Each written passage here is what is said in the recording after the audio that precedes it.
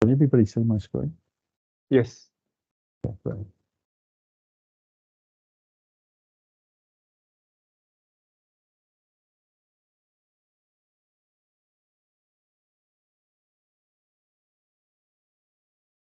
Started recording, Gary?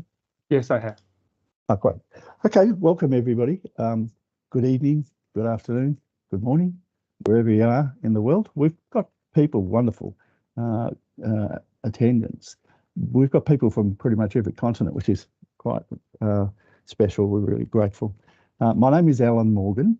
I'm the founder and CEO of AidHub Foundation and AidHub Services. The webinar today is about achieving an age of sustainability. And the reason why is we've decided to do this is because there is a significant wave happening around the world in relation to ESG regulations, changes to the financial reporting, and certainly the funding sources in the world are making a major pivot in how they assess investments, and ESG is becoming one of the top priorities. And the current regulations, which I think you'll learn a lot more from this from our keynote speakers in the next 30, 40 minutes, is that that it's the tip of the iceberg. There's actually regulations rolling out, not just by country, but by region as well.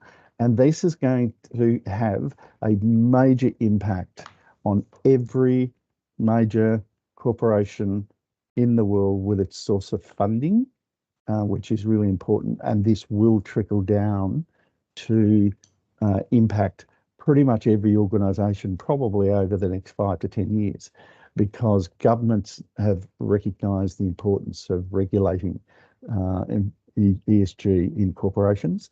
The larger the corporation, the bigger impact they have in the world, but every organisation has an impact. It's either social or environmental or both.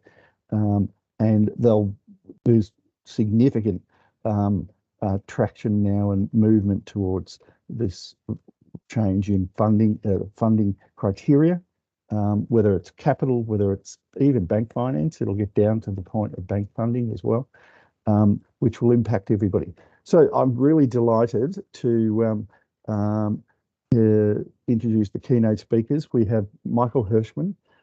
Michael's a 10-year veteran of working with me in the impact space, but he's got a near 40-year career as an astonishing, incredibly successful and influential man around the world in relation to governance and transparency, accountability. He's the co-founder and director of Transparency International. I'll leave it to him to introduce himself further, but he's an incredibly successful man globally. He's actually even brought down presidents, and that's with an S on the end. A remarkable man. He key in the downfall of President Nixon and a number of others and other leaders such as the FIFA, all due to corruption. Leon Saunders Calvert, very grateful that he was able to attend. It's 11 p.m. for him at the moment. I'll leave it to him to introduce himself, but he's probably, I would consider, one of the most incredibly talented and influential men in sustainability at the top end of major corporations in the world around data, finance, and products that support the financial services sector. And Professor Christian Ferrioli, I'm very proud to say I think he's probably one of the greatest digital marketers I've ever come across. So he'll be an interesting listen to. And James Matthias is Chief of Staff of Menzies Research Centre, and politically and from a policy shaping policy in government. James is probably one of the most influential men in Australia that has achieved a great deal over the last 8-10 years in that space. And so the role of the NGO community, the role of financiers and data, and the role of the government and NGOs and corporations we're going to cover today. So if I may, talking points obviously are welcome. So thank you. I've done the introductions.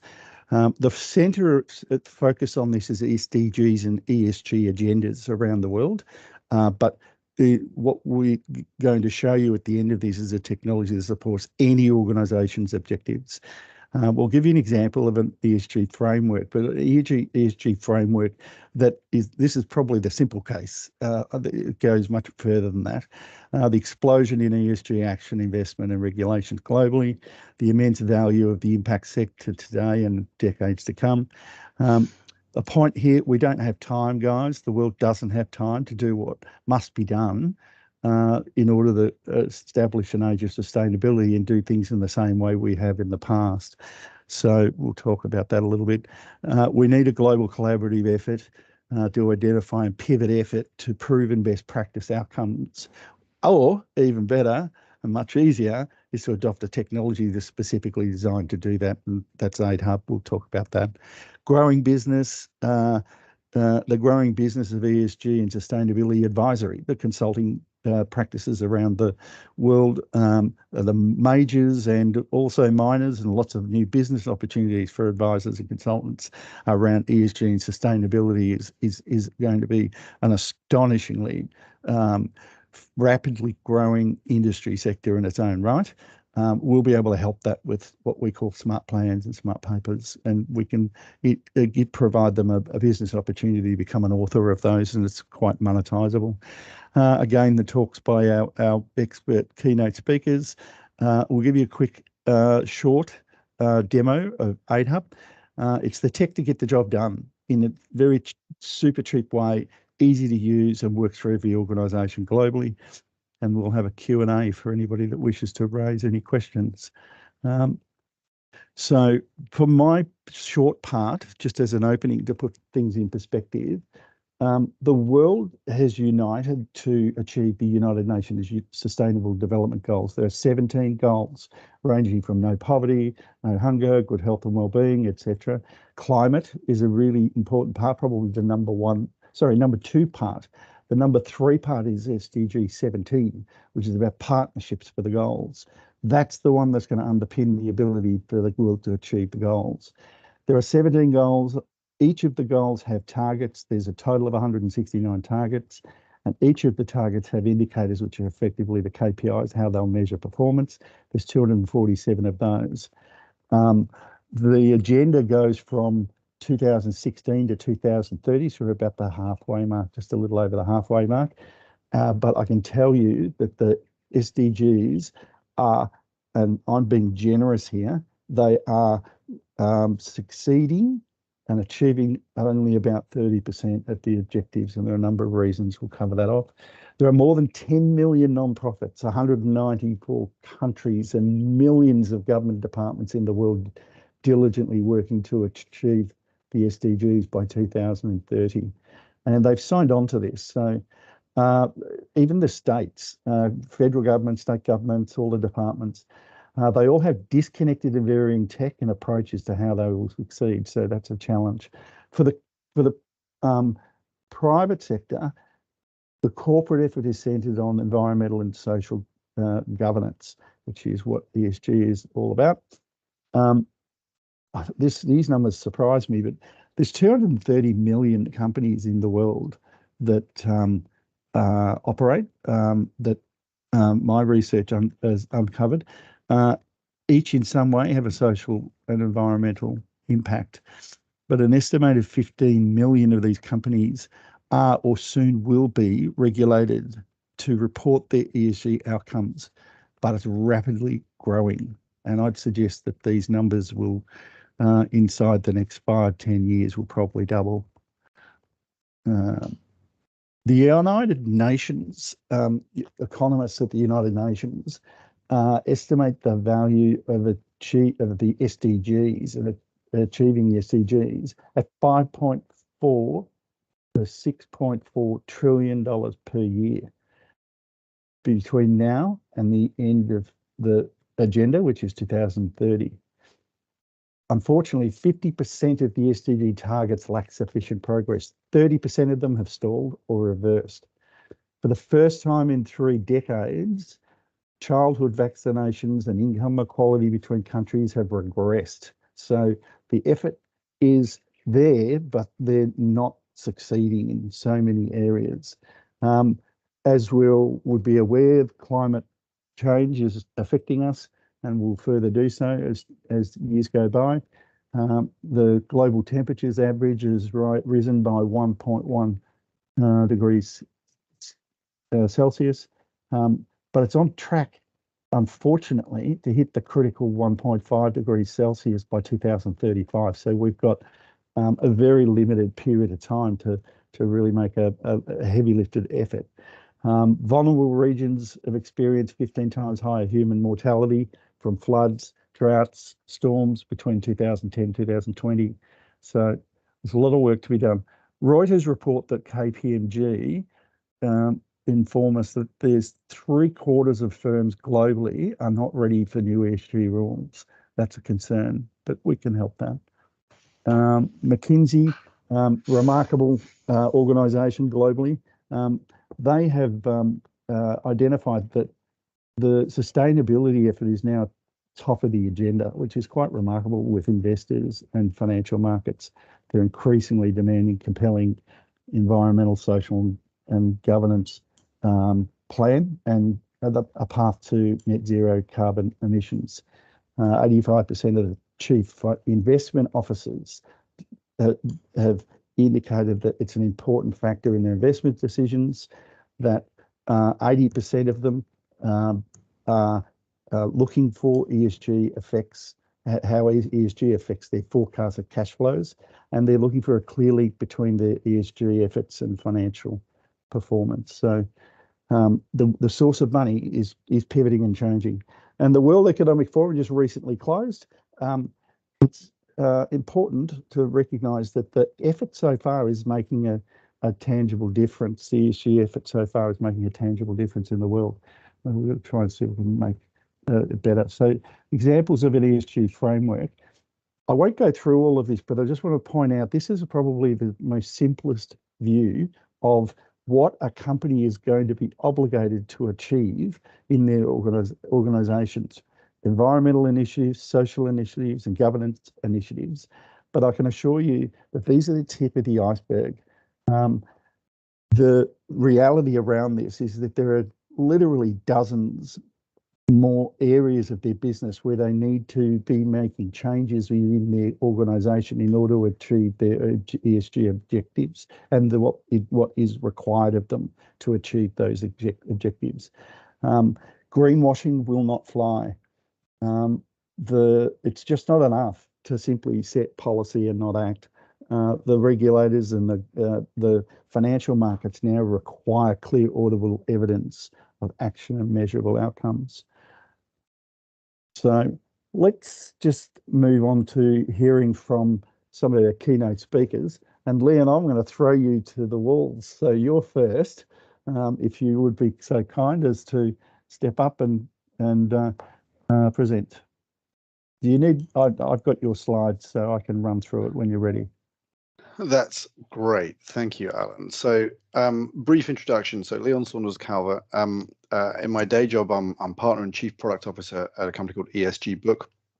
I've been there for about a year and a half. I joined ESG Book from the London Stock Exchange Group. And in its various guises, that was London Stock Exchange, it was Refinitiv before that, and it was Thomson Reuters before that. I ran a number of different businesses for them, including during the Refinitiv era, I ran sustainable finance. On a personal level, I'm on the advisory board of AidHub, so I support Alan and the team thinking about driving this agenda forward. Such a strong and positive agenda it is too.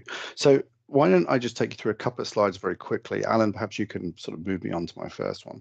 So utilizing sort of some of the data that we collect, the amount of ESG related regulation that is now coming into effect, both applying to financial institutions, so asset managers, and indeed investment banks, and climate stress testing and things like that, but also now to corporates, particularly with major legislation in the EU around the EU taxonomy and incoming CSRD reporting, lots and lots of acronyms all over the place in ESG land. But the demands now on the corporate landscape, both very large corporates and also indeed non-publicly listed companies, is becoming significant, and indeed companies are reported, fundamentally it was originally driven by investors who required this sort of information about climate emissions, information about levels of diversity inclusion, information about waste and recycling practices, about human rights policies, because it was material to investment decision making. So that was why it was originally brought into force. But you can see the amount of regulation and legislation that's coming to effect and has come to effect over the course of the last few years. Massive increase over the course of the last decade, and do not expect that to let up. This is the beginning of the process, not the end of it at this stage. Alan, if you move me on to the next one. Can you move me on to the next slide, Alan? There we go, perfect. So a little bit of a quick slide here, which just gives a bit of a matrix, some of the major reporting requirements or major reporting standards is probably the best way to describe it across the globe. And indeed, one of the things that's sort of worth pointing out is that there's not enormous overlap between these various different standards. So you've got this kind of growth of a plethora of non-homogeneous standards associated with the kind of reporting that's needed across the different elements that make up non-financial reporting and ESG reporting. Why is that important? Why emphasize this? One, it's a challenge, but of course, critically, you need the ability to use tools to enable to help you to understand what you need to report. How do you measure impact? How do you drive around what best practice looks like? How can you have a centralized digital repository for information that allows you to effectively and more easily report across all these different frameworks which have come into play and which will continue to arrive? And of course, having the tools to be able to do that is critically important. If you move me on to my final slide now, Alan, I'll just highlight a few considerations from this process. The first thing to notice is that the biggest thematic issue within ESG, which is, I think, unsurprising, is climate and climate risks and opportunities. And there are really two forms of climate risks and opportunities, one of which is mitigation or the transition to a low carbon economy, and the other one is adaptation. What are the implications of the physical risks for businesses of climate change under various different scenarios, and companies now needing to be very, very clear about how they manage that. If you're in a very highly carbon intensive sector, then you are going to struggle to be relevant in 10 to 15 years time as the global economy decarbonizes at a rapid state. So you do not want to be left behind by that. You need to transition your business. It's not just a reporting team in the corner. You need to transition your whole business model, the products and services that you sell, in order to be relevant for the economy of tomorrow. And that is an existential issue, and it's an existential opportunity. Financial markets have started to allocate over the course of the last few years immense allocation of assets under management towards funds and other investment products, which describe themselves as integrating ESG into their practices and into the outcomes that they're looking to drive. It hovers around, but we're now somewhere around a quarter of global assets under management in some way described itself as integrating ESG or sustainability criteria. So incredibly non-trivial, incredibly meaningful. And indeed, we're seeing that asset managers, the largest asset managers in the world, indeed, across different regions, are integrating this into the investment strategies, both to drive outcomes, but also, quite frankly, to manage risk, and also, quite frankly, to generate performance and drive alpha. And you need this data, you need this non-financial information, you need this ability, companies need the ability to report this in order to attract capital. And indeed, banks are doing more and more lending around sustainability-linked financing. And sustainability-linked financing means that if you want to get the loan or you want to issue the corporate bond, then the quality of that loan for you, the interest rate you're going to get, the coupon that you're going to have to pay is going to change dependent on how well you can report against sustainability related outcomes. So financial markets very, very meaningfully expecting this to be incorporated into the business practices of companies, and companies therefore need to make sure they know how to manage this. So, the time is now. Can't wait. The time is now. Needs to be integrated into the core business practices, business strategies, business processes in order for companies to be able to survive and thrive in the age of tomorrow. Alan, back to you. Wonderful. Thank you, Leon. We'll hold Q&A until the end after we've heard from other speakers. So, and by the way, Leon kindly inserted a disclaimer for everything that he just said, and it's in a public webinar, so therefore the confidentiality aspects of this disclaimer are negated. Thank you. I'm going to introduce Michael Hirschman. Michael is on a flight, so he wasn't able to attend, but he was very kind enough to give us a recording. So if I may, just 1 second, so I get this working, bring this to life.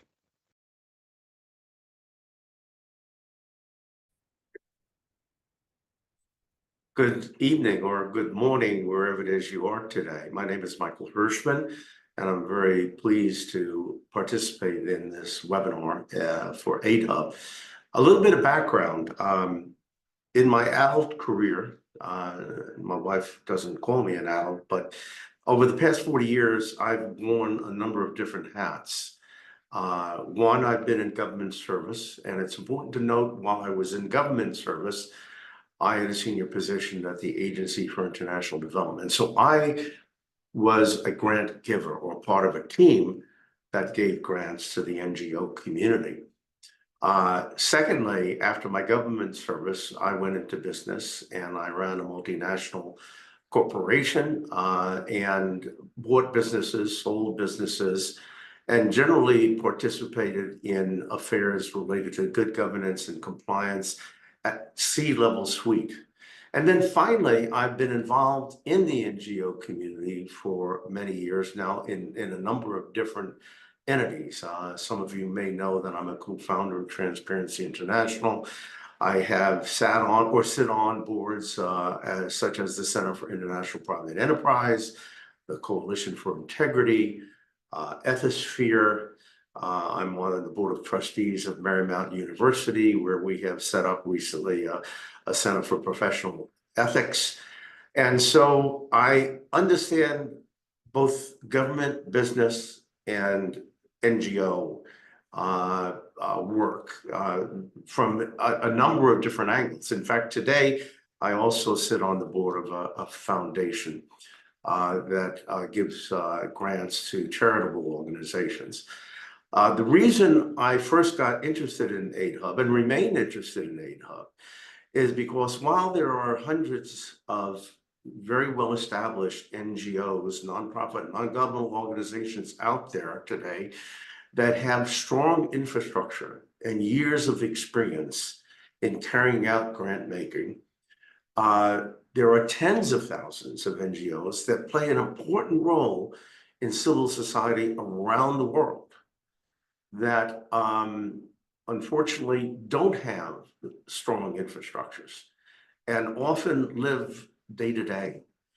And so when I heard about 8Hub and Alan Morgan asked me to join the board, I was extremely enthusiastic and remain enthusiastic because what 8Hub can bring to the table for these less established NGOs is a set of best practices that will save them time and money. It will make them more efficient, more effective, regardless of the areas in which they work, whether it's in education or health or otherwise.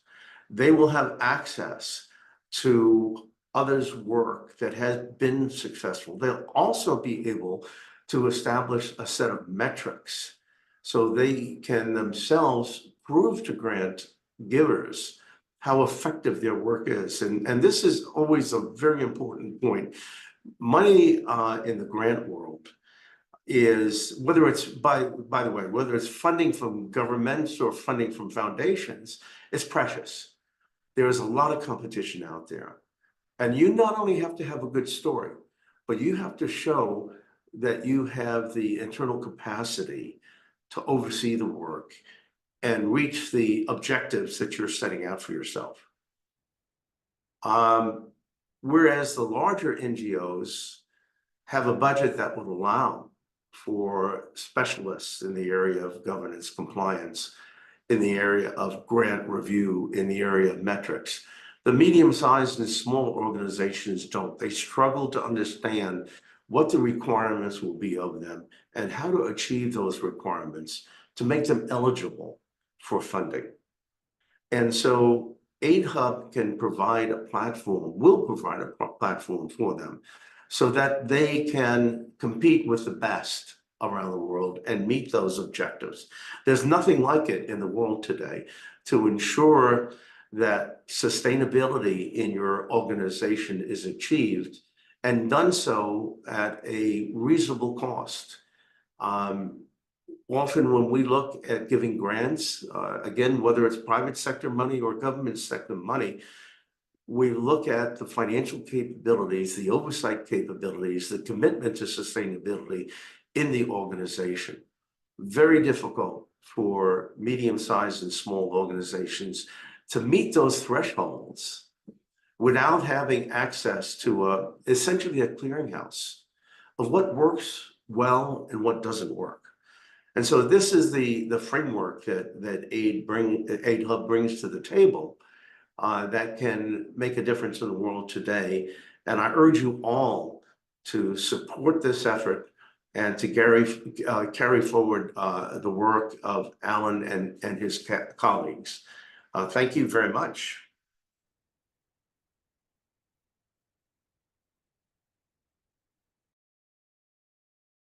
Okay, and for our next speaker, James Matthias, welcome. Thank you, Alan, and it's good to be here, and thank you everybody else for being on this call. My name's James Matthias. I'm the Chief of Staff at the Menzies Research Centre, which is a political think tank in Australia. Previous to that, I've run for Parliament and worked at very senior levels of the Australian government as a ministerial advisor. I also am a part of Alan's senior leadership team at AidHub and have been involved in the organisation for some months now. And I thought today that the best thing that I could do is provide essentially a context for AidHub, its potential impact through an Australian lens. And the first thing to say is that the Australian not-for-profit sector is fairly consistent with that around the world, and Australia has more than 60,000 registered not-for-profits, and they are governed by the Australian Charities and Not-for-Profit Commission.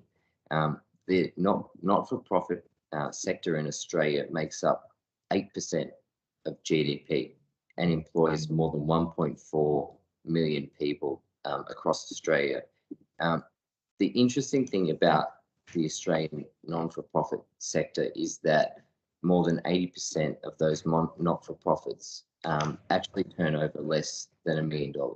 So they're not large, and all the main issue that the not-for-profit sector sees in Australia is that a lot of their resources and time are taken up by reporting and compliance costs.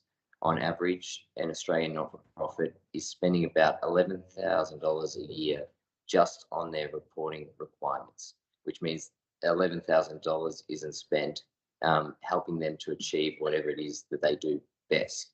And so therefore, there's an enormous issue in the compliance frameworks that they have. It's also reported that Australian not-for-profits, 33% of their resources, that's a third of their entire budget, is taken up with IT, HR, and other compliance costs, which is an enormous impost on them. The incredible opportunity that I see within AidHub is this fantastic segue of allowing organisations and the people within it to actually be focusing more on the impact that they're trying to provide, rather than having their resources eaten up with enormous compliance costs, and then taking that model and having the ability to share that across the entire Australian economy, starting with the not-for-profit sector, obviously. So if you think about AidHub as an organisation, or sorry, take it back, think about a current not-for-profit organisation in Australia. their ability to be able to achieve their best is somewhat hampered by compliance and reporting costs. But also as well, if you think about it through their ability to get funding from government or donors, the philanthropic sector, imagine a situation where you've got a technology package that allows them to have incredible oversight, reporting ease, and then provide absolute confidence in that organization to get more funding and better investment from government in overall confidence. And so that's where I believe that AidHub has enormous opportunity in allowing that and opening up, not just for Australia, but for the world. Thank you, Alan. Great, thank you. Thank you, James. Excellent. I've got a few questions actually, but when we get to the Q&A, but we'll get there. I'd like to introduce Professor Christian Farioli. Before I do so, put it in context. The reason why we have Christian here is because AidHub is at its core believes that the amplification of proven best practice is the key to success in achieving the all sustainability, SDG, ESG initiatives. If you can identify through a platform where you've got 5 different or 500 different or 5,000 different organisations working at on the same effort, and you can rank and score the effectiveness of that effort, you would be able to take the number 1, 2 or 3 or 4 or 5 top performing initiatives, the knowledge about that, and amplify it and share it to all other like-for-like organisations on the platform doing the same thing. We could rank them 1 to 5,000, however many it is. If it related to even as simple as implementing a supply chain initiative to ensure there's no slave labour and there's equality and environmental benchmarks are being set. Whatever it is, it doesn't matter whether it's an overarching plan or a part of a plan. If it's a plan that's done in AidHub, we'll be able to rank and score them and identify the most successful and share that to all other organisations, share that best practice to them with not just the knowledge, but the tool for them to execute on that knowledge, adopt it into their own plan, and then manage that throughout its life cycle. The trick being that if you've got 5,000 organisations all doing similar things, you can take that success, share it to all 5,000 and elevate the cream rising to the top. You can elevate the performance of 5,000 other programs that are underperforming compared to that proven best practice. What we're doing with Professor Christian is that we are not only using digital marketing to amplify AidHub once launched, which we're looking around about June to do that, amplifying AidHub to the global marketplace in key markets, but we're also going to be able to use the best practice knowledge identified and amplify that externally from AidHub as well. So not only will we be able to identify and share best practices to all of the users in AidHub, but also externally to other people in the world working on similar things that are not on AidHub, and we can attract them into AidHub to use the technology, adopt that knowledge and use that technology. So 2 parts to Christian's role is let's get AidHub to market, and how do we then also amplify that best practice and elevate everybody else to success. So Christian, after that long introduction, I'll leave it to you to take over the slides. Just 1 sec, I'll stop sharing. Go for it. All right. Thank you so much, Alan. All right. So after such a great introduction, I need to keep up with the pace. So first of all, just a couple of words of what qualifies me to be here with you guys and to get this great responsibility of launching and making sure that AidHub is gonna succeed as much as possible. It's because I launched my first digital marketing campaign in the year 2003, and I was working for Oracle at the time. So I'm talking about 21 years ago, when probably most of you at the time had never heard about the word digital marketing. And ever since, I've been speaking at countless conferences. The last one I was a few weeks ago in Davos in Switzerland at the World Economic Forum. And so basically I spread the idea of digital marketing so far across 4 continents. But we're not here about talking about me, but we're here about understanding what's the potential of 8Hub and what made me choose to join forces with 8Hub to spread the word. And the first reason is very simple, that every NGO organization, every single month, are searching for a solution for them. I'm talking about they're searching for NGO software, non-profit systems, CSR software, etc. And I'm not only talking about NGO, as I say, CSR software, which means that any larger corporate, they are looking for systems that they help them understanding and making their job easier. And that's why 8Hub come to the game. We're talking about more than 100,000 searches in Google every single month. Basically, those 109,000 people every month are searching for 8Hub, basically, because there are no company that can do anything close to it. And that's what made me realize that we can really make an impact here. On top of that, when we look at a little bit of an expanded search, and we're talking about more than 7 million searches a month for keyword related to NGO, no profit, CSR, etc., etc. So all of those organizations, they have also big issue because nobody can find them. And we're talking about 7 million times per month. And we're looking at a perfectly stable trend. There are no specific months, maybe December, maybe Christmas, that those trends are great. Every single month of the year is a good month to be found. That's why I believe that 8Hub is the perfect vehicle and perfect solution for any organization, not only NGO, non-profit, etc., but for corporates that they need a CSR department or they want to push and expand their CSR department. And how it's going to work? So in 8Hub and in the company that are going to join forces, we apply the WALTS framework, which is something that I created more than 15 years ago and applied so far to a lot of large organizations. We're talking about the leading organization in the planet.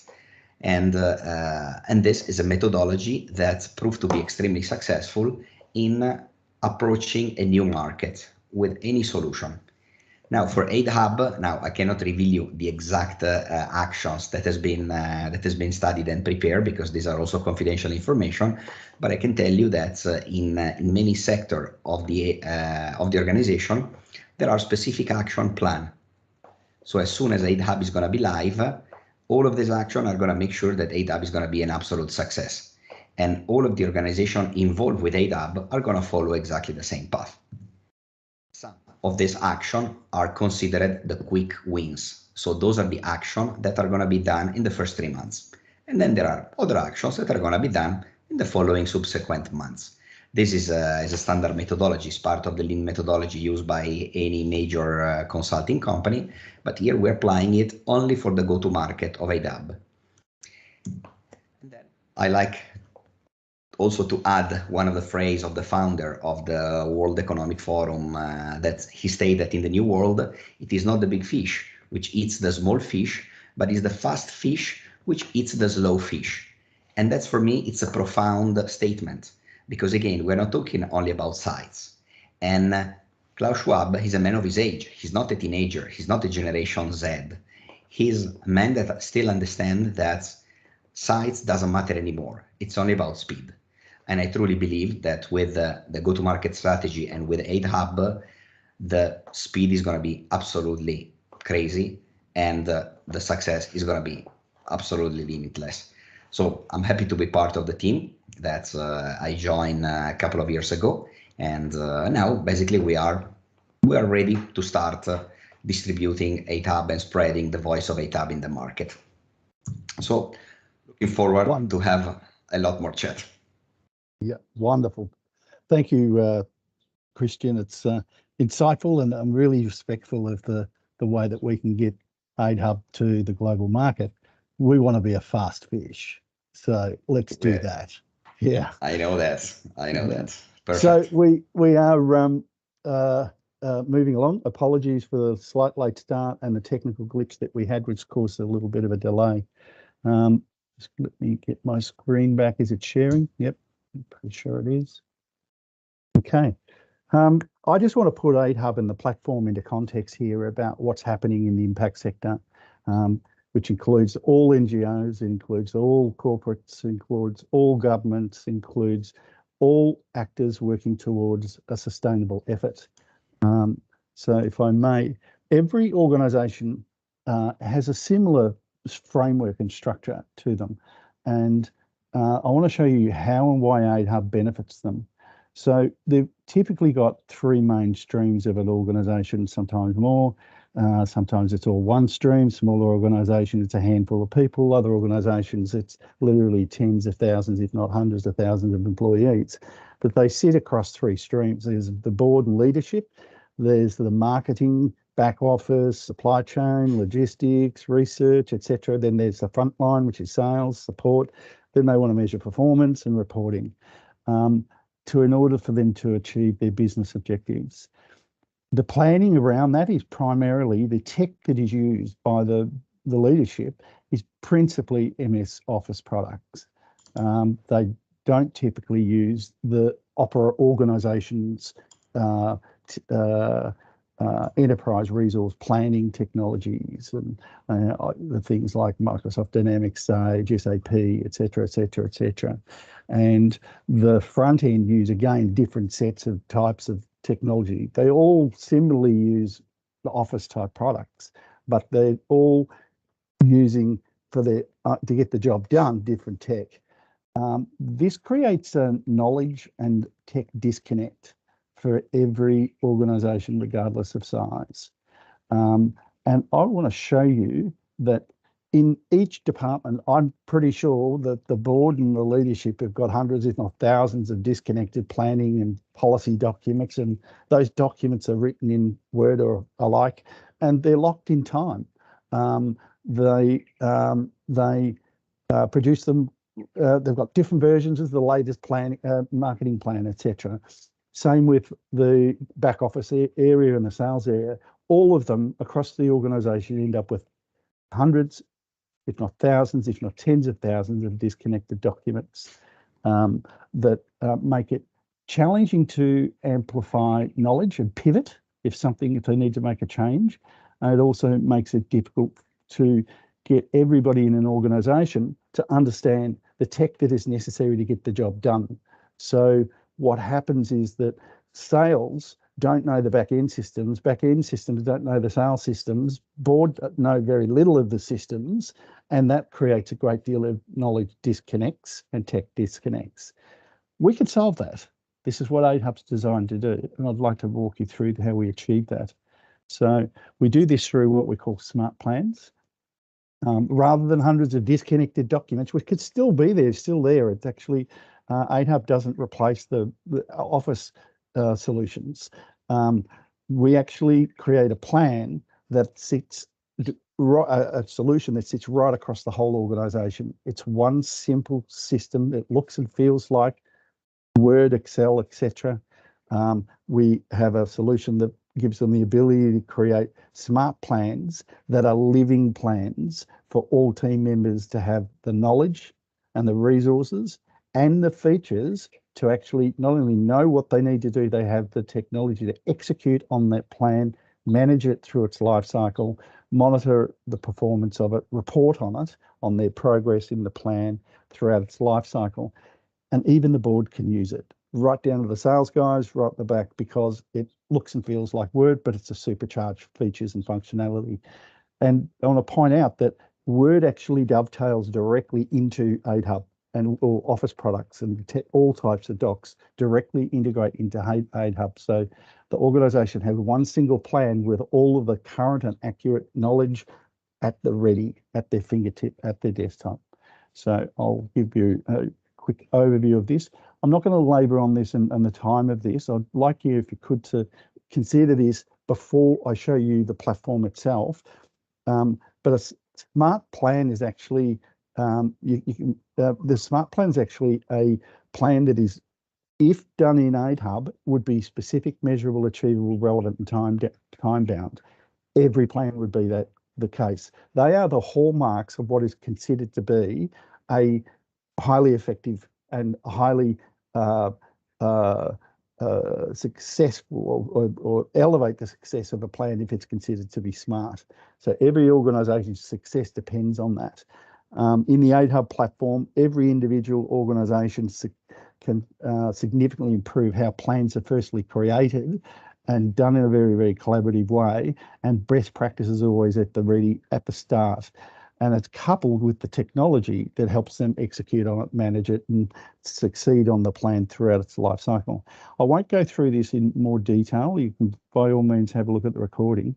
But I really would like to actually show you, I would like to show you AidHub live. And I will keep this extremely brief for two things. One, I'll show you AidHub briefly now. Anybody that would like to wait around after the Q&A session and we've closed, I'm happy to go deeper dive on it for anybody that wants to have a look. But also, if you'd like a more thorough view of AidHub and what it can achieve for the world's sustainability actors, I'll happily provide a one-to-one demonstration. So just give me a moment while I fire it up. So we call it the Mission Empowerment Platform. It's really a sustainability platform that empowers every organisation to be able to succeed in their objectives, whether ESG, etc. Oops, excuse me. I have a little disclaimer in here, which I need to just turn off for current beta testers. Give them permission to access the platform. It's a workspace. AidHub is a workspace. So you plan what you're going to do and then collaborate everybody into it, and everybody gets their own workspace and environment that gives them a snapshot look at what they're currently doing. I'll just do a little very quick run around of the typical normal features. Notifications, you've got your own profile that you can set up, secured, it's fully encrypted. You can be completely anonymous in the system. We have an app store, which I won't go into. Profiles, you can set up your own profile. Organisations, you can be a member of multiple organisations, so you can work for your current company and for an NGO, and also do consulting somewhere else. You can put as many organisations in here as you like. I won't go through the full details of that now. I'll leave that till a more deep dive. The real power behind AidHub and the heart of AidHub is what we call smart plans and smart papers. Smart plans, how do you create them? It's actually really easy. You can start one like you would a Word doc from a blank canvas. You can create one from a wizard, a 5-step wizard that'll walk you through and create a plan and build out the framework for you, and also recommend areas of the plan that you've not considered, considering your objectives. It'll actually, a lot of that will also have content in it that has been either curated as best practice or has been proven best practice because it's been as part of a plan that has already proven to be very, very successful, or you can actually import an existing document. So it's fairly easy. We help create with the creation of them. Smart plan management. I do work for a lot of different organisations, so lots of different organisations that I work with. Each one of them have different plans in them at different stages. I'm going to show you the Asia Pacific Alliance Disaster Organisation's Disaster Relief Plan. This is like a card view of it. I can view it through lists or tables or whatever. It's quite flexible. So if I may, I'll just quickly show you. Every plan has a dashboard, or its own dashboard for the plan. This particular plan is for Asia Pacific Alliance. It's a disaster relief plan 2023 to 2030.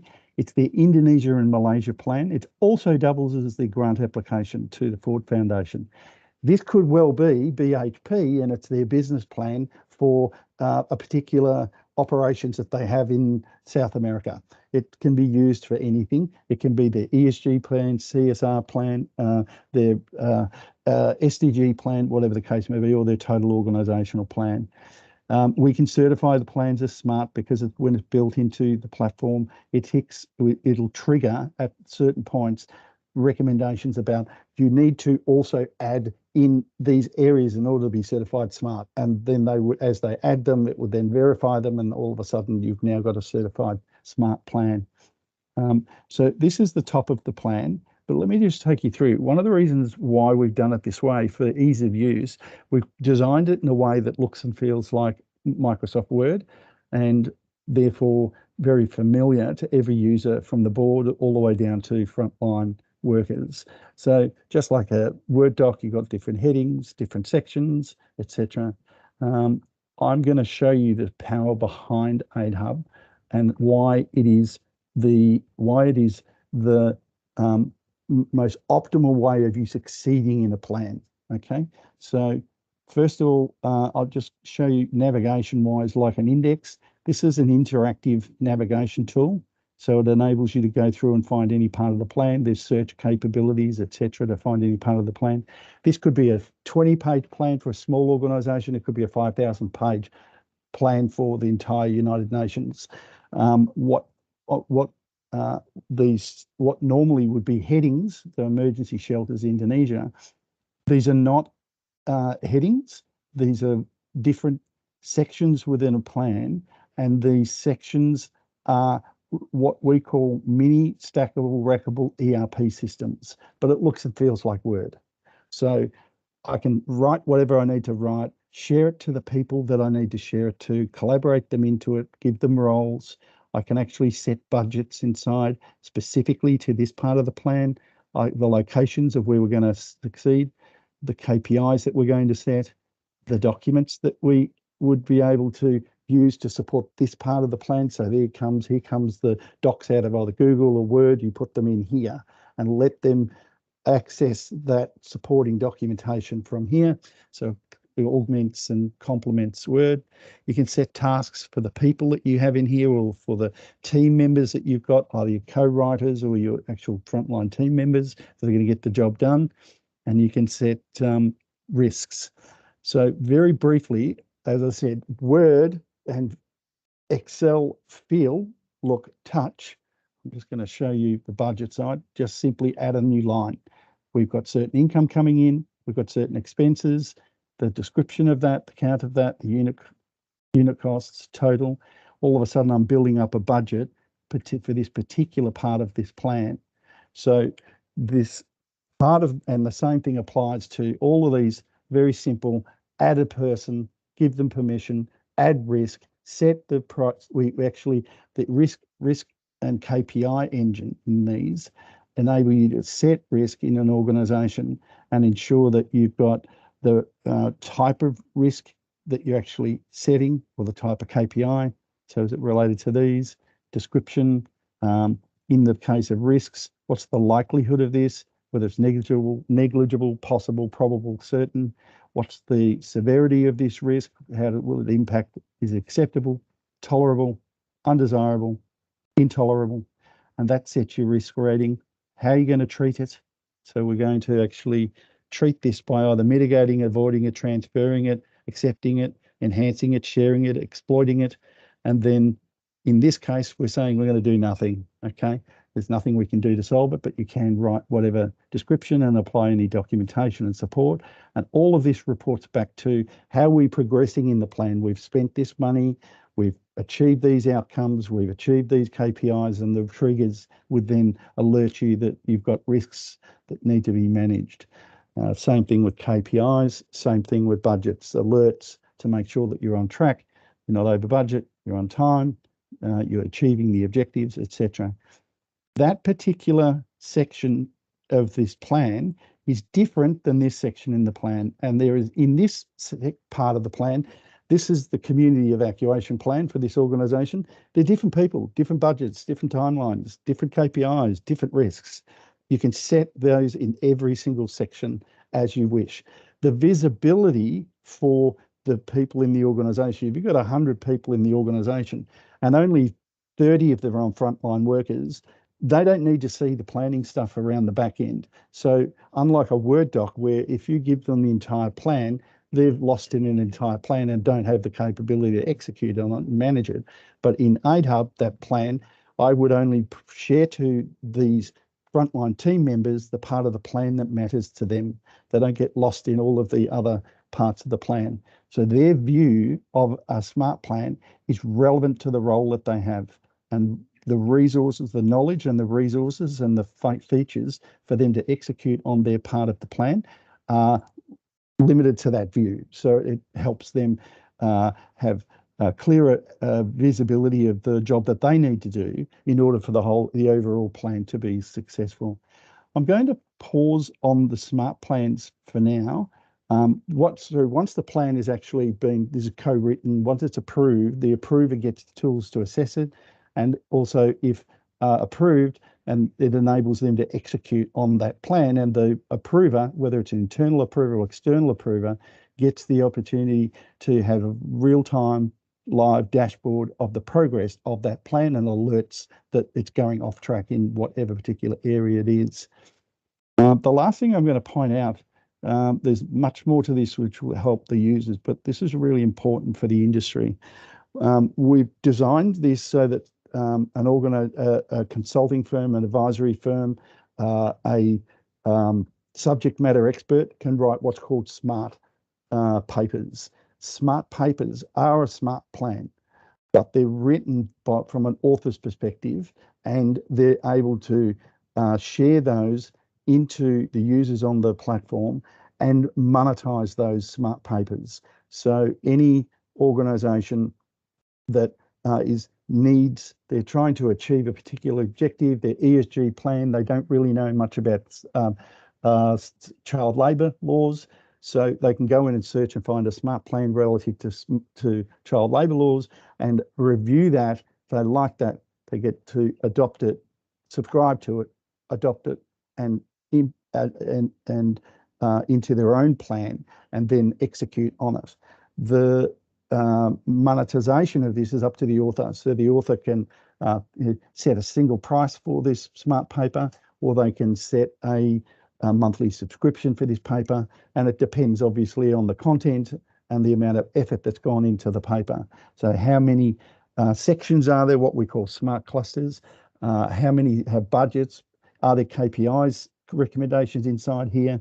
What's the content? Give me a sneak preview of the book, in a sense. So I want to have a look at the book, look at the forward, look at the cover, look at the back. That looks great. These are the sections in here. This is what I need.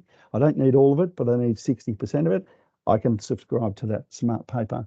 It's an excellent opportunity to give this knowledge to an organisation that adopts it into this smart plan, and that plan becomes actionable and therefore able to be implemented, managed, monitored, reported on throughout its life cycle, and pointing all the time to proven best practices. I might just pause there, and at any stage that anybody wants to have a deeper dive into AidHub and the merits of it as an organisational tool, as the glue of the knowledge and the ability to execute on a plan from the top of the organisation, being the board, all the way through to the front line. So I'll pause there, and we may, from that point, just give me one moment. Go back to, I can do this. Okay, a Q&A session. Anybody has any questions? First of all, apologies for the length of time. We had a technical issue. First of all, anybody have any questions? Now, we've not used this tech before, so I can't recall whether people need to put their hand up or need to put a question into the chat. We haven't had a chance to have a look at how that works. So Gary, if you are aware of anybody that has any questions. No, so far there's just really good comments coming from everybody, that's all. And Okay, because of the time, some of them have already left because it's past the hour. Sure. James, can I just ask you if you could just answer one thing for me? There are 60,000 NGOs in Australia that are registered with the ACNC, but that's a small percentage of the number of not-for-profits in Australia. Is that right? Yeah, that's correct. The regulatory requirements with the ACNC, it's only been operating for about 10 years, and it's slowly transitioning to encompassing all NGOs. But that's the 60,000 isn't fully representative of the sector. Yeah, I understand it to be somewhere north of 450 plus thousand. but Yeah. the vast majority of them aren't registered with the ACNC. But I see a potential there for that will happen. But it's the issue with the ACNC is those that are registered, they must report every year, and the ACNC, as I understand it, don't have a solution as yet as to how that is done digitally. Is that correct? And I mean, just think about it like this. The ACNC imposes two major reporting requirements on every registered charity with them, and every single charity that in their annual information statement needs to provide the ACNC with what they're undertaking. And there are 857 separate categories that they have to try and fit their projects into. It just goes to the point, Alan, that we're making, that if you've got 33%, a third of a not-for-profit's resources being taken up with IT, HR, and reporting requirements, that's 1/3 of their ability to achieve whatever it is they're doing. So if there's a technical solution, which is AidHub, that allows not-for-profits to be reporting more efficiently, and they're therefore better spending their time and money elsewhere, then that's a great thing. Yeah, it's a very interesting and exciting opportunity, given that there's no tech like AidHub that can do that as an end-to-end solution. There's lots of other tech that can be used, of course, and they could purpose build a solution for the ACNC, but the cost of doing that, as most know, custom built bespoke software solutions for organisations cost millions, if not tens of millions, and often hundreds of millions of dollars per year. So it's a big investment, and so AidHub's probably a very cost-effective approach, given how flexible it is. I might just point out that AidHub's user licensing, subscription licensing, is $7 per user per month. It's incredibly cost-effective. It's not really much different than what Microsoft Word or Microsoft Office products are. That's usually much higher than $7 per user per month. So the investment's very, very low. The ability for organisations to reduce costs and become more effective and efficient and achieve better outcomes is a huge plus as well. So the cost of AidHub's quite nominal, and so very low barrier to entry for users to adopt it as a solution. We're looking forward to launching it. No other questions, I don't think. So what I might do is close off. First of all, thank you to all of our speakers. Excellent talks, very informative, very helpful to understand the challenges that we have going forward, the effort to succeed in those challenges, and what is the investment that needs to be made to do so. Shout out to Gary Sear for helping us pull this webinar together and get it organised so well. Other than the technical issues, which rest on me. And the last point is that AidHub as a solution launching come June, targeting June this year, does have a reliance on investment. Reach out if you're interested in having a conversation about investing in the platform as well. We've got a very small parcel of shares that are on offer. It is limited to $250,000. That delivers AidHub first module to the market, and we're looking forward to speak to anybody that has interest in looking at that. Other than that, I'd just like to again thank everybody for attending and for our speakers, your magnificent contribution, and we'll bid you all a good evening, good afternoon, or good night. So thank you very much. Thanks, Alan. Alan. Thanks Thank all. you, everybody. Thank you, everybody. Buddy.